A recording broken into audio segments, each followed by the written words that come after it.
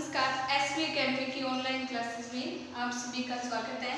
आज अपनी class 11th में बायोलॉजी का लेसन नंबर 11 जिसका पार्ट सेकंड पढ़ेंगे।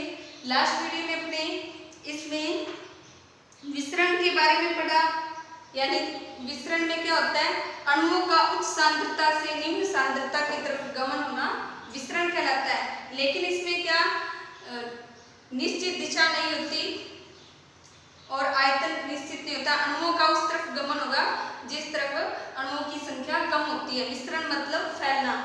आज इस वीडियो में अपने प्राशरण के बारे में पढ़ेंगे और प्राशरण को एक प्रयोग द्वारा अपने प्रदर्शित करेंगे। उसके बाद में है जीव द्रव्य कुंचन। जीव द्रव्य कुंचन का मतलब जिसमें क्या जीव द्रव्य है वो कोशिका के अंदर एक तरफ इकट्ठा हो जाता है, उसे जीव द्रव्य कुंचन कहते हैं। और जीव द्रव्य कुंचन मतलब कोशिका द्रव्य में जीव द्रव्य है वो पूरी तरह से फैल जाता है, तो उसे जीव द्रव्य विकुंचन कहा जाता है। तो सबसे पहले अपने प्राशरण के बारे में पढ़ेंगे। तो प्राशरण किसे कहते हैं? अणुओं का उच्च सांद्रता से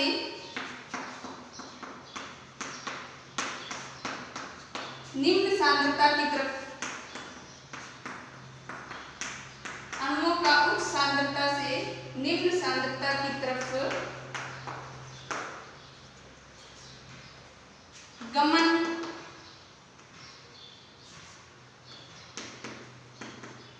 या विसरण प्राशरण कहलाता है। प्राशरण कहलाता है।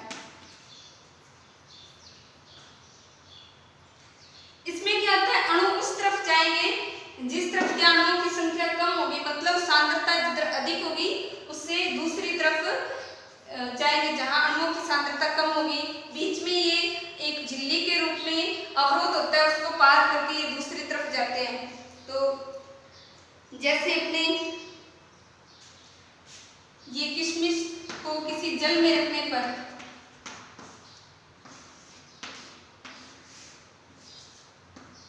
किशमिश की कोशिका होती है, इसे जब जल के अंदर रखा जाता है तो जल के अणु इस कोशिका के अंदर प्रवेश कर जाते हैं, जिससे क्या कोशिका है ये फैल जाती है।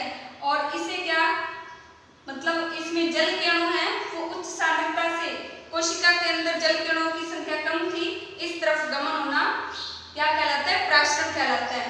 और यदि अपने इस किशमिश को, फूली हुई किशमिश को वापस चीनी के या शर्करा के विलयन में रख दिया जाता है, शर्करा का विलयन, तो शर्करा के विलयन में रखने पर क्या होता है, जल के अणु हैं इसमें से बाहर निकल जाते हैं। कोशिका है, इस कोशिका में से जल के अणुओं का बाहर निकलना क्या कहलाता है? प्राशरण। यानी उच्च सांद्रता से ये निम्न सांद्रता की तरफ जल के अणुओं का गमन हुआ है, तो ये भी प्राशरण में ही आता है। अब अपने प्राशरण को एक प्रयोग द्वारा समझेंगे जिसमें क्या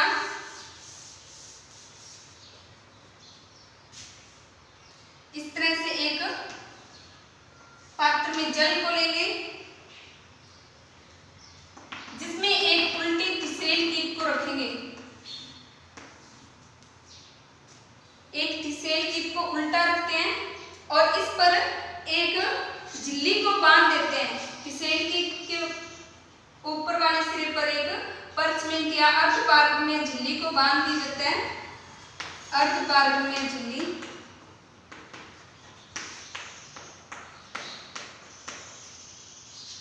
और ये क्या है, जल भरा हुआ इसमें।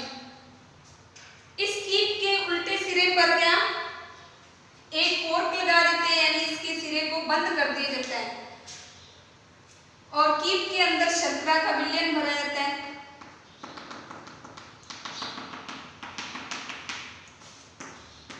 शर्करा का विलयन भरते हैं।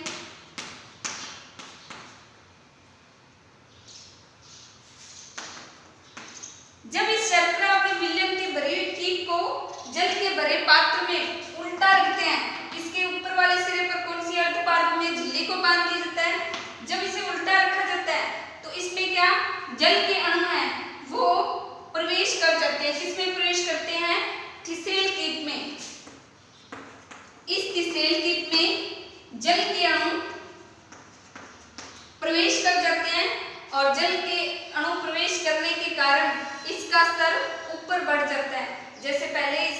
यहाँ तक है, तो कुछ समय बाद में देखेंगे जैसे इसमें जल के अणु प्रवेश किए, तो जल के अणु प्रवेश करने के बाद में इसका स्तर ऊपर उठता है।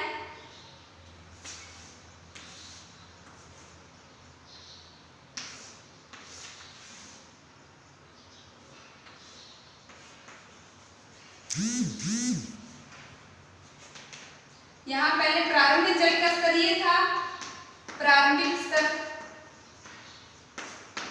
उसके बाद में कुछ समय बाद जल का स्तर ऊपर उठ जाता है, तो जल के अणु प्रवेश करने के कारण ही जल का स्तर ऊपर उठता है। तो इससे अपने क्या करेंगे कि जल के अणुओं का निम्न सांद्रता से उच्च सांद्रता की तरफ गमन हुआ है, जिसके कारण शर्करा के विलयन का स्तर बढ़ता हुआ दिखाई देता है। तो प्राशरण की क्रिया को अपने इस प्रकार से समझ सकते हैं, क्योंकि जल के अणु पात्र में अधिक संख्या में थे, लेकिन जो थी सेल कीप थी उसमें शर्करा का विलयन अधिक भरा हुआ था, शर्करा के कण अधिक थे, इस कारण प्राशरण की क्रिया के कारण जल का स्तर बढ़ता है। अब इसके बाद में नेक्स्ट टॉपिक है जीव द्रव्य कुंचन। तो जीव द्रव्य कुंचन के बारे में अपने पहले थोड़ा पढ़ चुके हैं कि जीव द्रव्य कुंचन, जिसमें क्या जीव द्रव्य है वो संकुचित हो जाता है और कोशिका में एक साइड में दिखाई देता है। और जीव द्रव्य कुंचन में क्या होता है, जो जीव द्रव्य कोशिका में पूरा फैल जाता है, जिससे कोशिका स्फीत यानी फैली हुई दिखाई देती है।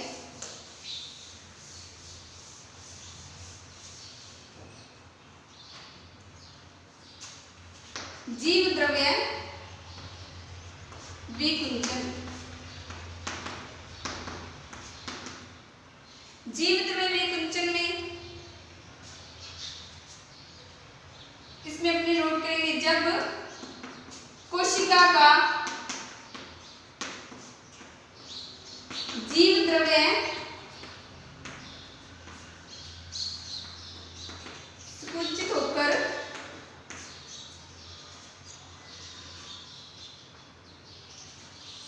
जीव द्रव्य कुंचन, जब कोशिका का जीव द्रव्य संकुचित होकर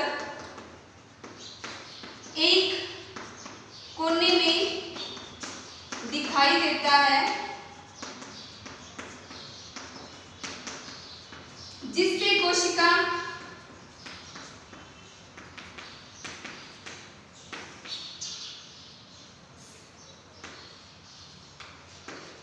क्या पिचकी हुई दिखाई देती है या स्फीत दिखाई देती है।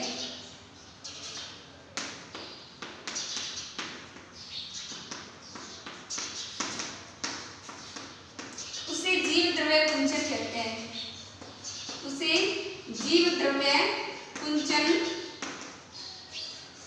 कहा जाता है।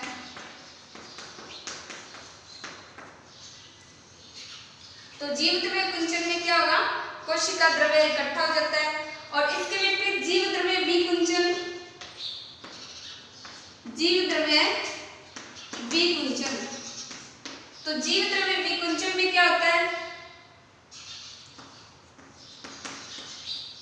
जब कोशिका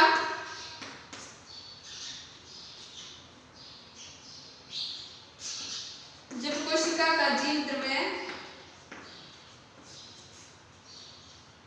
पूरी कोशिका में, जब कोशिका का जीव द्रव्य पूरी कोशिका में फैल जाता है, वह कोशिका फूली हुई दिखाई देती है।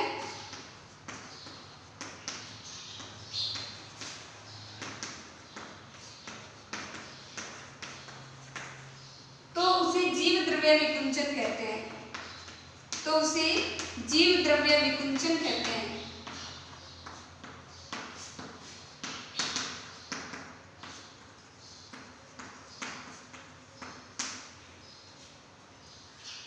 अब इसमें जैसे ये कोई कोशिका है, यदि इसको अपने अति प्राश्री विलयन में रखा जाएगा,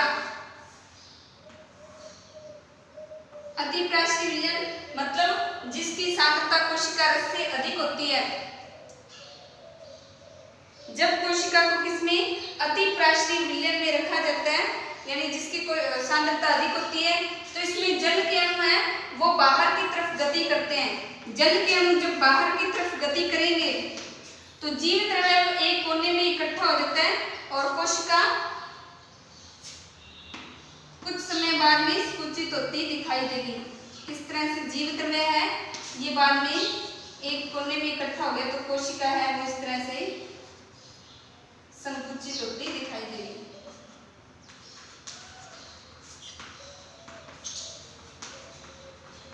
और यदि इसको इसी कोशिका को वापस अल्पप्राशरी विलयन मतलब जिसकी सांद्रता है कोशिका रस से कम होती है तो उसमें रखा जाता है तो जल के अणु इस कोशिका के अंदर फैल जाएंगे और जल के अणुओं का अंतर्गमन होने के कारण कोशिका वापस फैली हुई दिखाई देती है इस तरह से।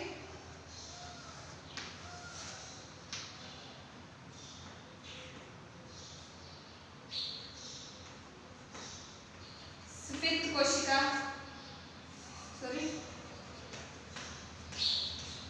फैली हुई कोशिका क्योंकि इसमें क्या जल के अणु प्रवेश कर चुके हैं।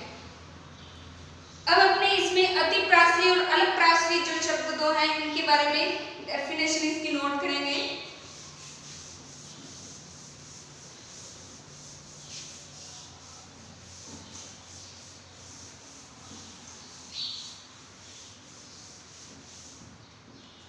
तो इसमें लिखेंगे अपने अल्पप्रासरी विलयन।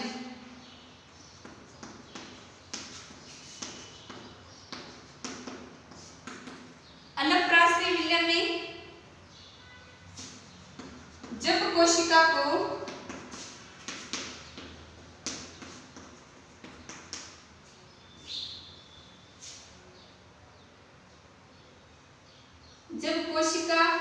रस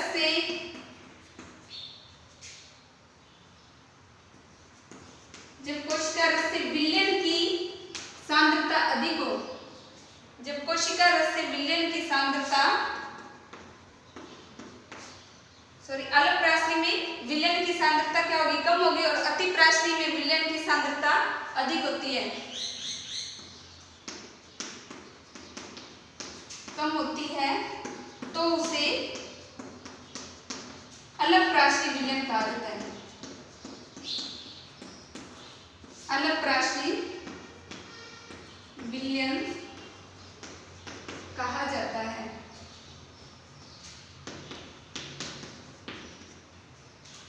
इसके बाद में है अतिप्रासरी विलयन। अतिप्रासरी विलयन में क्या होता है, जब कोशिका रस से सांद्रता विलयन की अधिक होती है, जब कोशिका रस से विलयन की सांद्रता अधिक होती है, विलयन की सांद्रता अधिक होती है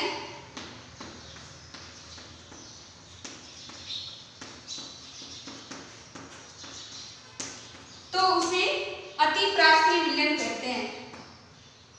तो उसे अतिप्रासरी विलयन कहते हैं।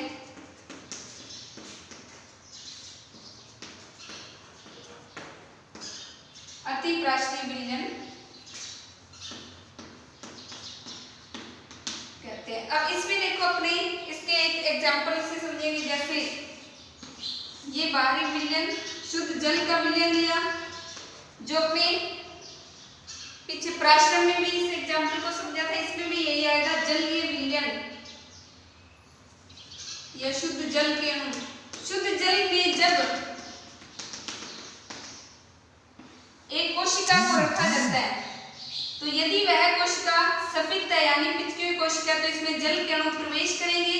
जल के अणु प्रवेश करने के बाद में कुछ घंटों बाद ये कोशिका फैली हुई या स्लथ दिखाई देगी क्योंकि इसमें भी जल के अणु प्रवेश कर जाते हैं। तो ये कौन सा विलयन था, ये अल्पप्रासरी विलयन। अल्पप्रासरी विलयन। अब यदि इसके अपोजिट अपने यहाँ पर जल को निकालकर इसके स्थान पर कौन सा विलयन, शर्करा का विलयन भर दिया जाता है। यदि अपने यहाँ पर शर्करा का विलयन भरेंगे, ये फूली हुई कोशिका ली और यहाँ अपने शर्करा का विलयन लेके इस शर्करा के विलयन में इस कोशिका को रखते हैं। शर्करा का विलयन या अतिप्राशी विलयन, अतिप्राशी विलयन। तो अतिप्राशी विलयन में जब कोशिका को रखते हैं तो इसके कारण क्या, जल के अणु हैं वो कोशिका में से बाहर निकलते हैं। तो जल के अणुओं का कोशिका में से बाहर निकलने के कारण कोशिका है वह पिचकी हुई दिखाई देगी। और क्योंकि इसमें कोशिका रस में सांद्रता अधिक थी और इसमें से जल के जो अणु है वो बाहर किसकी तरफ निकल जाते हैं, जो शर्करा का विलयन है, इस शर्करा के विलयन में जल के अणु प्रवेश कर जाते हैं। ये H2O बाहर निकल रहा है और कोशिका वापस पिचक जाती है। तो आज इस वीडियो में अपने इतना ही पढ़ेंगे। नेक्स्ट वीडियो में अपने अंतर शोषण और फिर इसके बाद में जल का परिवहन किन किन विधियों से होता है उसके बारे में पढ़ेंगे। और जो पौधे हैं ये किन पथों द्वारा, सिम्प्लास्ट, एपोप्लास्ट और जो